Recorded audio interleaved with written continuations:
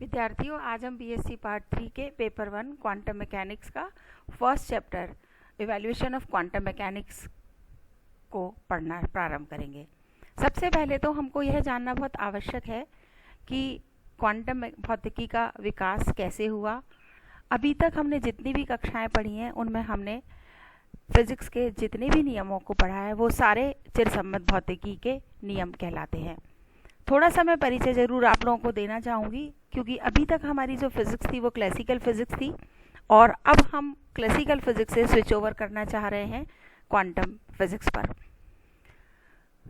बहुत बिगनिंग में, यानी कि लगभग 19वीं शताब्दी के अंत तक भौतिकी के जितने भी नियम थे उन सभी नियमों को चिरसम्मत भौतिकी कहते हैं।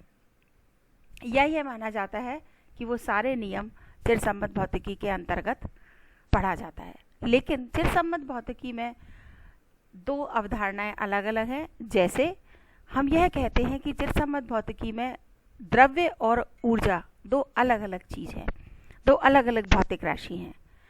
द्रव्य की यदि हम गति को बात करते हैं तो हम कहते हैं कि द्रव्य की गति कणों या पिंडों के द्वारा प्रदर्शित की जाती है, लेकिन ऊर्जा की गति को हम तरंगों के रूप में प्रदर्शित करते हैं। अगर हम सामान्य रूप पर देखें तो चिरसम्मत भौतिकी के तीन प्रमुख भाग होते हैं। चिरसम्मत यांत्रिकी, जिसको हम क्लासिकल मैकेनिक्स कहते हैं। दूसरा इसका प्रमुख भाग है ऊष्मागतिकी एवं सांख्यिकी, जिसको हम थर्मोडायनेमिक्स और स्टैटिस्टिकल मैकेनिक्स कहते हैं।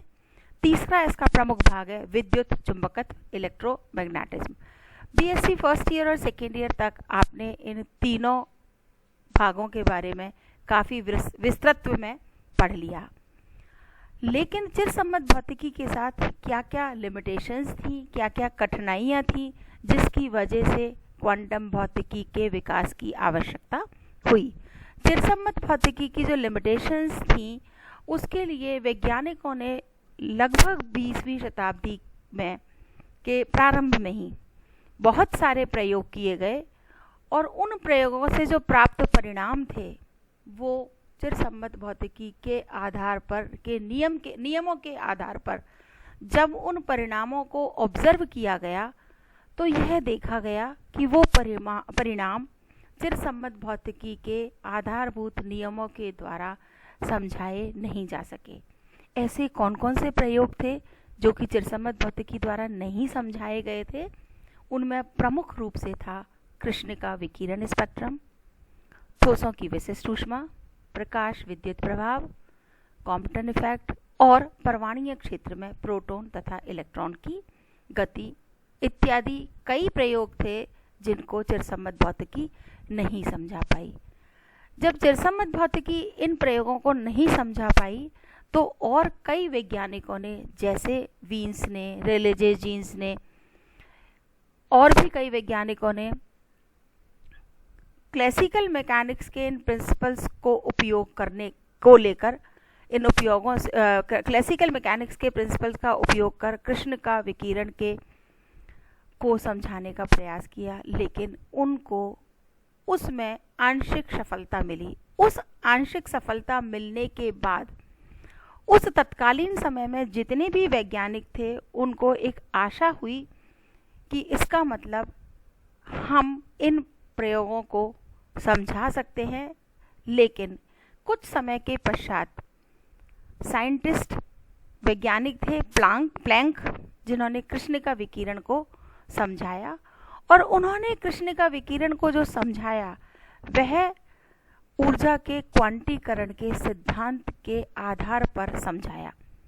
इसका मतलब अभी तक जो क्लासिकल मैकेनिक्स में हम भौतिकी के मूलभूत नियमों को कंसीडर करते थे उनमें यह माना जाता था कि ऊर्जा जब एक वस्तु से दूसरी वस्तु में स्थानांतरित होती है तो ऊर्जा का एक स्थान से दूसरे स्थान पर स्थानांतरण कॉन्टिन्यूअस फॉर्म में होता है, सतत रूप में होता है। लेकिन इसी अवधारणा को जब हमने कृष्णिका विकिरण जैसे प्रयोगों पर लगाया, अप्लाई किया, तो उन प्रयोगों से जो परिणाम हमें मिले उन परिणामों को हमारी क्लासिकल मैकेनिक्स से हम नहीं समझा पाए। तो वैज्ञानिक प्लैंक ने कंसीडर किया कि हमारा ऊर्जा के कॉन्टिन्यूअस ट्रांसमिशन या ट्रांसफॉर्मेशन की बजाय हमें इसको थोड़ा मॉडिफिकेशन करना पड़ेगा और हमें यह कंसीडर करना पड़ेगा, हालांकि ये वैज्ञानिक प्लैंक का एक सैद्धांतिक और गणितीय सिद्धांत था कि ऊर्जा जब भी एक वस्तु से दूसरी वस्तु में, एक निकाय से दूसरे निकाय में ट्रांसफ़र होती है तो ऊर्जा का मान जो है वो क्वांटाइज्ड होता है। और ऊर्जा के क्वांटाइज्ड मान के बाद जब इन प्रयोगों से प्राप्त परिणामों को समझाया गया तो बहुत सफलतापूर्वक कृष्णिका विकिरण को, पूरे स्पेक्ट्रम को समझा दिया गया।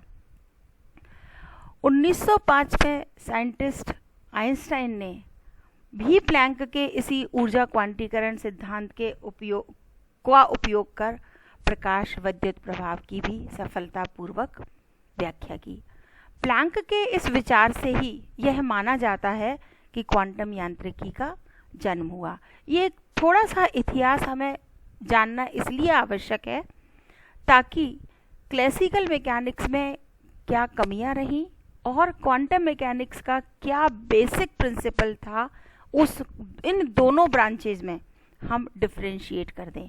हालांकि आइंस्टाइन के बाद और भी बहुत सारे वैज्ञानिक हुए, जैसे श्रोडिंगर, हाइजेनबर्ग, डिराक और कई वैज्ञानिकों ने क्वांटम यांत्रिकी के विकास में बहुत योगदान दिया। और आज क्वांटम मैकेनिक्स इतनी आवश्यक है, इतनी आधुनिक है कि क्वांटम मैकेनिक्स के द्वारा हम बहुत सारी चीज़ों को सफलतापूर्वक एक्सप्लेन कर देते हैं। बेसिकली अगर हम देखें तो क्वांटम मैकेनिक्स हमारी माइक्रोस्कोपिक वर्ल्ड का एक्सप्लेनेशन देती है, अर्थात क्वांटम यांत्रिकी में हम माइक्रोस्कोपिक पार्टिकल्स का अध्ययन करते हैं, जबकि क्लासिकल मैकेनिक्स में हम स्थूल कणों का अर्थात बड़े कणों का अध्ययन करते हैं। क्वांटम मैकेनिक्स में जो सबसे पहला प्रयोग है जिसको क्लासिकल मैकेनिक्स के आधार पर हम नहीं समझा पाए थे, वो प्रयोग था कृष्णिका विकिरण। कृष्णिका विकिरण को समझने से पहले हमें यह पता लगना चाहिए कि कृष्णिका विकिरण में कृष्णिका क्या चीज़ है। सामान्य तौर पर कृष्णिका को हम ब्लैक बॉडी भी कहते हैं, और ब्लैक बॉडी जो है वो एक ऐसा भौतिक पिंड होता है जो एक आदर्श अवशोषक की भांति कार्य करता है।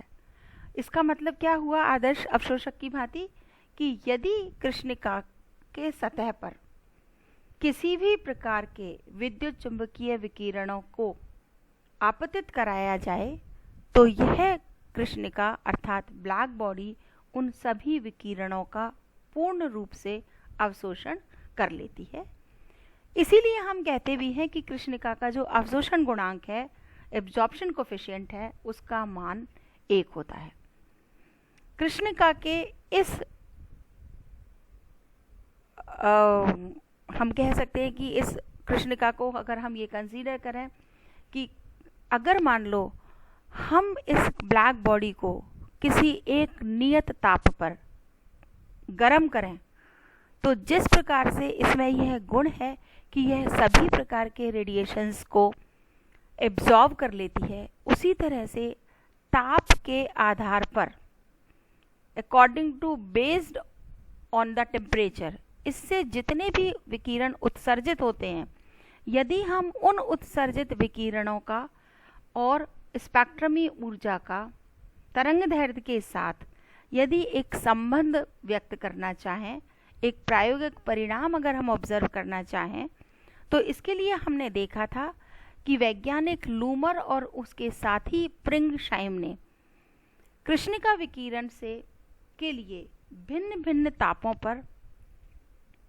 कृष्णिका विकिरण से उत्सर्जित विकिरणों के स्पेक्ट्रमी ऊर्जा वितरण का प्रायोगिक अध्ययन किया, और इस प्रकार कृष्णिका विकिरण का ऊर्जा स्पेक्ट्रम वक्र जो प्राप्त हुआ वह हमारा इस प्रकार से प्राप्त हुआ कि हमने एक्स अक्ष पर वेवलेंथ को कंसीडर किया, वाई अक्ष के करस्पॉन्डिंग हमने स्पेक्ट्रमी उत्सर्जन क्षमता को लिया, और हमने 4 अलग अलग वैज्ञानिक लुईस और प्रिंगशाइम ने 4 अलग अलग तापमान लगभग 4000 डिग्री केल्विन, 5000 केल्विन, 6000 केल्विन और 7000 केल्विन पर इस वक्र को प्राप्त किया।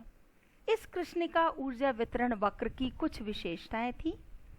उन विशेषताओं में हम अगर इस वक्र को ऑब्जर्व करें तो हमने देखा कि पहली विशेषता जो है वो हमें बता रही है कि यदि हम एक तरंगदैर्घ्य पर, एक निश्चित ताप पर अगर हम तरंगदैर्घ्य के मान में परिवर्तन करते हैं तो स्पेक्ट्रमी उत्सर्जन क्षमता प्रारंभ में बढ़ती है। एक नियत मान तक बढ़ने के पश्चात तरंगदैर्घ्य के मान में वृद्धि करने पर कृष्णिका विकिरण का या स्पेक्ट्रमी उत्सर्जन क्षमता का जो वक्र है वह हमारा बदलता जाता है तरंगदैर्घ्य के साथ। दूसरा अगर हम ऑब्जर्व करें तो हमने देखा कि इस वक्र में स्पेक्ट्रमी ऊर्जा उत्सर्जन ऊर्जा जो है, ऊर्जा का यह वक्र एक कॉन्टिन्यूअस वक्र है, अर्थात किसी एक ताप पर प्रत्येक तरंगदैर्घ्य के विकिरण उत्सर्जित होते हैं, लेकिन उनकी तीव्रताएं अलग अलग तरंगदैर्घ्य पर अलग अलग होती है। हम इस वक्र को देखकर यह भी ऑब्जर्व कर सकते हैं कि जैसे जैसे टेम्परेचर बढ़ता है स्पेक्ट्रमी उत्सर्जन क्षमता या ऊर्जा वितरण की मात्रा के मान में भी परिवर्तन होता है, अर्थात कृष्णिका ऊर्जा वितरण वक्र कृष्णिका के ताप पर निर्भर करता है। एक और चीज हमने ऑब्जर्व करी कि ऊर्जा वितरण वक्र जो है वो लैम्डा इज इक्वल टू 0 से प्रारंभ होता है। तरंगदैर्घ्य का थोड़ा सा मान बढ़ाने पर यदि हम 6000 केल्विन, 5000 केल्विन और 4000 केल्विन को भी ऑब्जर्व करें तो हम देखते हैं कि लैम्डा इज इक्वल टू 0 से ऊर्जा वितरण वक्र प्रारंभ होता है और तरंगदैर्घ्य लैम्डा का थोड़ा सा मान बढ़ाने पर ही स्पेक्ट्रमी उत्सर्जन क्षमता ई लैम्डा का मान तेजी से बढ़ता है। उसके पश्चात एक विशिष्ट तरंगदैर्घ्य लैम्डा एम के लिए, लैम्डा एन मतलब तरंगदैर्घ्य लैम्डा का वह मान जिसके संगत स्पेक्ट्रमी उत्सर्जन क्षमता सबसे अधिक होती है, उस पर लैम्डा एम के करस्पॉन्डिंग ई लैम्डा का मान सबसे ज़्यादा होता है। उसके पश्चात यदि हम फिर लैम्डा का मान बढ़ाते हैं तो ई लैम्डा का मान घटता चला जाता है। इसी कृष्णिका ऊर्जा वितरण वक्र से हम वीन के विस्थापन नियम को भी बता सकते हैं कि कृष्णिका का तापमान बढ़ने पर ऊर्जा वितरण वक्रों के अधिकतम मान जो कि जिसको अगर हम चाहें तो हम ई लैम्डा एम से प्रदर्शित कर सकते हैं। ई लैम्डा एम के संगत तरंगदैर्घ्य का जो मान है जिसको हम लैम्डा एम कहते हैं, इसका मान ताप वृद्धि के साथ लघु तरंगदैर्घ्य की ओर विस्थापित होता है। इस चीज को हम इस वक्र से ऑब्जर्व कर सकते हैं। जैसे 4000 केल्विन पर लैम्डा एम का मान, 5000 केल्विन पर अधिकतम ऊर्जा क्षमता का मान और 6000 केल्विन पर अधिकतम ऊर्जा क्षमता का मान इन सभी टेम्परेचर्स पर ई लैम्डा एम का मान लघु तरंगदैर्घ्य की ओर शिफ्ट होता जा रहा है जैसे जैसे टेम्परेचर बढ़ता है। इसका मतलब हम बता सकते हैं कि लैम्डा एम जो है वो टेम्परेचर के व्युत्क्रमानुपाती है। Lambda M is directly proportional to 1/T or the product of lambda m और T is equal to a constant term। इसको हम वीन का डिस्प्लेसमेंट लॉ कहते हैं।